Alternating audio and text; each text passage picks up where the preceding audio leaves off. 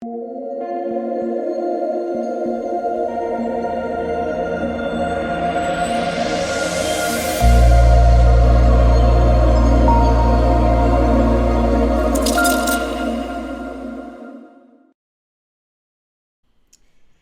what is going on, guys? It's DK. Back at you with another video here to bring the 4-game NBA main slate on Saturday. Before I get into the video, if you guys are new to the channel, welcome. My name is DK. I make daily videos and live stream for NBA and NFL slates on Draftkings. If you are unable to watch these videos, I also upload on Apple Podcast. I'll have a link in the description below. It's called the DKDFS Show. And if you could take a minute out of your day, leave a 5-star rating and review. That would help me out a ton. If you're interested in signing up for premium content, I offer that on patreon.com, an esports package that includes Call of Duty and CSGO, as well as an NBA package. And I want to thank Prize Picks for sponsoring this episode. So if you're not familiar with Prize Picks, again, they will post fantasy scores or fantasy projections. Sorry, I can't talk. Right now, they don't have anything posted for NBA, but that'll probably be either later tonight or early tomorrow morning. So like right now, I'm looking at MLB, but like the idea is you take over/under on like a Trevor Story for 6 fantasy points, right? And they'll have, again, they don't have NBA posted right now, but it'll be posted soon, I'm guessing, or if not, really early tomorrow morning. They have every single sport you can think of too. So like every esport, every main sport like MLB, PGA. They have NFL too. That's upcoming.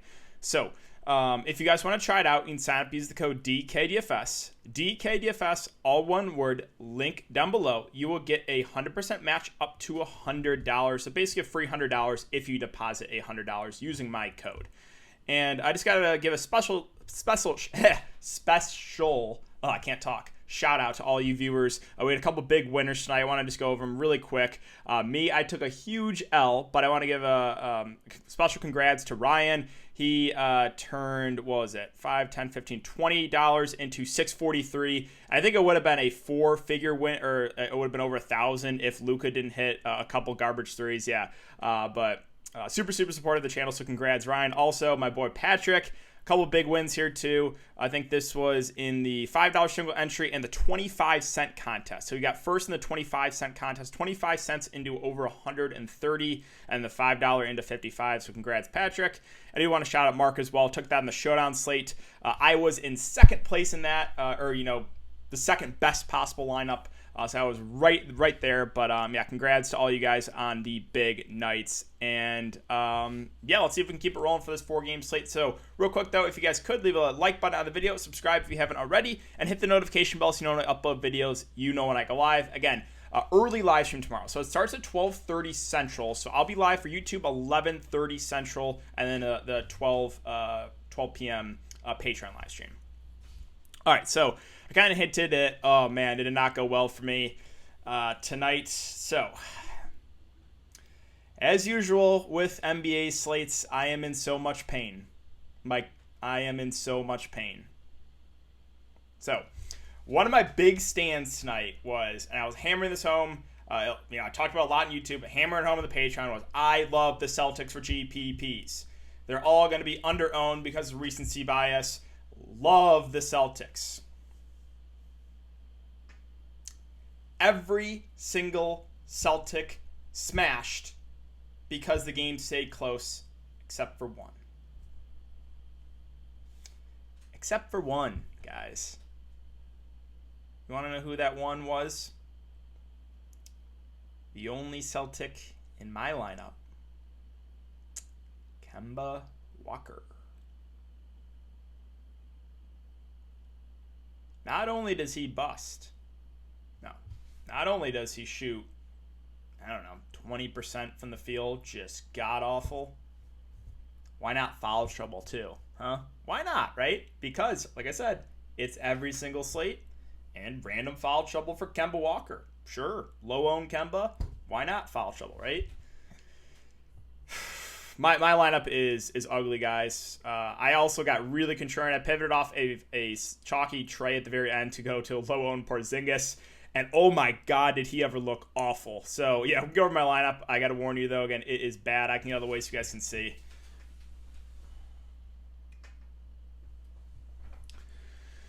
So, yeah, core was the Clippers guys. They were both very, very popular, along with Derrick Rose, who went off. And then Taj Gibson was, again, 70, 80% in the higher dollar stuff. Yet I had some Twitter troll tell me that it was a bad play. I was just like, first, like, okay, I didn't realize Nerlens Noel on a minutes limit was actually going to play more than he did last game. And second, he was chalk for a reason. He was a good play, so it's just like, again, the Twitter trolls are always coming out to try to take you down. But yeah, I have no regrets in the Taj Gibson play. He was super chalky, as he should have been, right? He was one of the better value plays of the board, along with Kleber and DeAndre Hunter. Those are the three I was hammering home. It's like the safe value plays. And then I mentioned, those Clippers guys, as riskier ones, guys like, Reggie Jackson, Terrence Mann. Those are like the high risk, high reward value plays. But yeah, so again, I was hammering home. I love the Celtics for GPPs. I love Tatum. Smart, good play in the mid range, and Kemba, just absolutely awful game. Whereas Tatum, low owned Tatum, goes for like 70. I think we'll finish with 75 fancy points. Oh my god. Oh man, that hurt. That hurt. And yeah, I told you I rolled the dice on a low owned Porzingis. I will not do that again. I watched that entire game. He looked awful. I don't know what's wrong with him right now, but he was just not aggressive at all in the offense. He was just standing in the corner, like not doing anything on offense. He just looked very slow and sluggish out there. I don't care if Porzingis is below 7,000. I'm not playing him next slate. So yeah, that's it for the look back, guys. Again, congrats to all you guys, big winners. Even though it was an L for me, it's really, I love seeing when you guys have big nights, so makes me happy. And yeah, let's move on to this 4-game slate now. So Bucks and Heat, a 221.5 over under. The Bucks 5-point favorites. Nuggets and Blazers, a 227 over under. Blazers 4-point favorites. 76ers, Wizards, a 227.5 over under. The 76ers are 6-point favorites. So with that being said, the 76ers are only 6-point favorites there. That leads me to believe that Westbrook's going to play.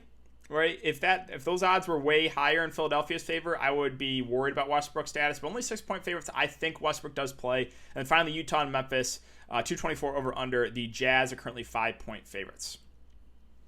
Okay, so we'll start off with Milwaukee and Miami just looks dead in the water right now. So on the Milwaukee side, Giannis Antetokounmpo, back-to-back blowouts here, where he hasn't played full minutes at 10.7K. Again, I do not think he's a must-play, but I do think he's a pretty safe play. Should play close to 40 minutes in a close game. And yeah, he's been playing decently well here. Now, with the two guys in the mid-range, it's Drew Holiday over Middleton all day long. Drew Holiday has been playing really, really well. Good defender. Again, the reason I took the Bucks to win it all, the main reason is Drew Holiday. He is just 10 times the player that Eric Bledsoe is. So I think Drew is a pretty solid play in the mid-range. Would definitely play him over Middleton. Now, a big hit to the championship odds here. DiVincenzo injury. That is pretty big. Like, DiVincenzo is a solid player for this team. Him being out, we'll see what they do with the starting lineup. My guess is it's going to be a combination of Bryn Forbes and Pat Connaughton to pick up those minutes. So we'll talk about those guys in a sec. Brook Lopez, I think, is a safer value. Should play over 30 minutes if the game stays close. 23 and 27 in a blowout. Again, doesn't have huge upside, but again, I don't think he's going to kill you either. So safer value play on a guy like Brook. Bobby Portis, more of the high-risk, high-reward value play. Not going to play as many minutes, but is a decent point per minute guy. And then again, like Forbes, Connaughton, maybe even PJ Tucker picks up a couple extra minutes. I don't want to play PJ Tucker, though. Forbes is playable. Again, though, he literally has to hit his threes. He has a super low floor like these games if he's not hitting his shots. So that's the risk with Bryn Forbes. Pat Connaughton, 3-4. I think he can do a little bit more besides just score the ball. So I think fair value with those two guys in Forbes and Connaughton. I do think play a little bit more now with DiVincenzo out. We'll see what they do with the starting lineup, whether they start Forbes or whether they start a guy like Pat Connaughton. And moving on to Miami. I mean, they got killed again, and that game was just ugly. They couldn't hit any shots, but still the price on Jimmy is too cheap. If they can keep this game competitive, he's going to play over 40 minutes. Obviously, it's they're down 3-0, so it's a must-win situation here. But, yeah, so I do like Jimmy Butler a good amount. I think the way you fade him is if you think the game blows out, which is definitely possible. Again, this Miami team just doesn't look interested. Bam and Adebayo, fine contrarian play. Like I said, though, just would rather get Jimmy over Bam. I'm fine going right back to Dragic, assuming he starts. He shot awful, 3 of 14, missed a lot of wide open threes. But yeah, he's gonna have to really step it up on offense here. So Dragic and Jimmy once again for like the third or fourth straight time are my two favorite plays on the Miami side. I'm not touching Hero. I'm not touching Ariza now. Minutes are trending down. He has played awful. So not touching him. Duncan Robinson at 4-7 is playable. Again, though, has to hit his threes. He was popular last night, 30%. Didn't hit his threes. 7 fantasy points. So again, that's the risk if you play a guy, Duncan Robinson. I always reiterate that with score-independent guys. Kendrick Nunn at 4-1. I don't really want to play him off the bench. And one guy I am a little bit intrigued about is Bielitsa. He played well. Again, they need scoring. I could see him playing a little bit more in this game. So maybe we get like 20-ish minutes of Bielitsa off the bench. I think he's at least an interesting value play there, 3.3K. And then Dedmon at 3-1 should play the backup 5. I think, we didn't actually see any time of him playing alongside Bam like we did 2 games ago. So that's, not great, right? The reason I thought you could take a shot at Dedmon was I thought there's a chance maybe he plays a little bit alongside Bam. He didn't. He looks like he's going to strictly play the backup 5. So again, I think about 10 to 14 minutes from Dedmon, which is what makes him just more of a dart throw in GPPs. All right, Denver and Portland. So start with Nikola Jokic at 10.4K. If you had the salary for Jokic, again, very, very safe spend up. Love the matchup here. Going to play big minutes. Like Jokic a lot.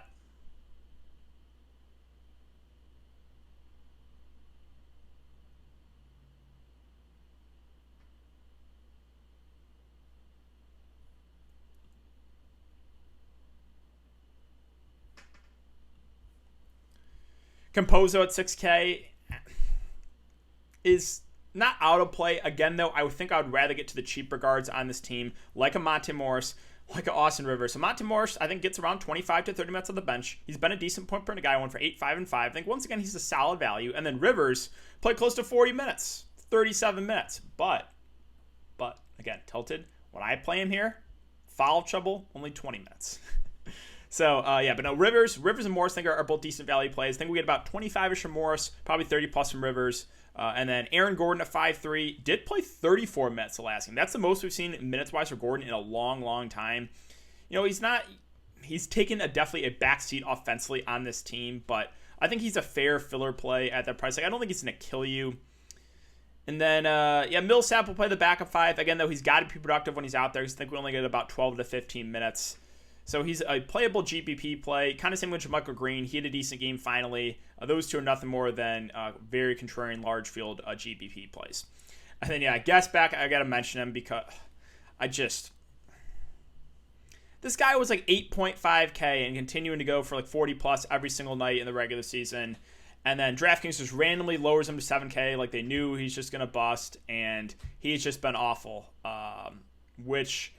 I am probably leaning towards not playing him, which means he's going to go off. Again, I'm going to be so tilted if I see MPJ go off this game. But, he is really just deferring offensively in the playoffs. Not good to see. On the Portland side, again, Dame, as I mentioned, last few videos, he's a scary fade. He is just a scary fader now. The price really isn't moving. I like Dame a lot. I do. He's getting a ton of shot attempts up. I think he's a really solid spend up. CJ, I think he's a safer play in the mid-range. We're going a little bit more balanced. Looks good to me. Should play about 40 minutes. So I think CJ is a safe play. Again, on pace for like 50 plus. Now, what I want to say here too. He fouled out playing 32 minutes. That was early in the fourth quarter. Nurkic was on pace for close to 40 minutes that last game. If he stays out of foul trouble and gets anywhere near 40 minutes, he is by far the best play of the slate, and it's not even close. What you have to worry about, and it's been back-to-back slates now, is foul trouble. He has fouled out in back-to-back games against Jokic, and that is a severe risk because Jokic is a super aggressive offensive center, and Nurkic has to do a better job of staying out of foul trouble. So that's the only reason I can see fading Nurkic. Foul trouble. If he stays out of foul trouble, again, would have pushed for close to 40 minutes that last game. I love him. I love Nurkic. It's just, again, can he stay out of foul trouble? Powell, Covington are both fine filler options. Powell should play big minutes, like 35-ish, and Rocco also kind of the same thing. So, they're both, again, they run a really tight rotation, so I think Powell and Covington are fine fillers. Melo off the bench at 4-1. Again, should play about 20, 25 minutes. Is somewhat reliant in the scoring, though. Cantor is like barely playing the series and probably not going to get to anyone else. How many minutes did Simons play last game? 16. Yeah, not enough really for me to get super excited about him. Philadelphia and Washington. So, Tobias Harris tweaked his ankle, I guess, in practice, but they said he should be available. Again, monitor that. Also, Seth Curry did not practice on Friday, but They think he'll be ready for game 3. So those are two pieces of injury news we have to keep an eye on. I think both leaning towards playing. So I'll start off with Joel Embiid. Well, first game, foul trouble. Second game, blowout. The first quarter, he did not look good there against Washington, but then he started to turn it on. I feel like the ownership's not going to be as high as Embiid, but man, again, if this game stays close, like, you're just going to see a massive game from Joel Embiid. So I like him a good amount there at the top. Ben Simmons has just, I don't know what's got into him. He was awful in the regular season, like awful.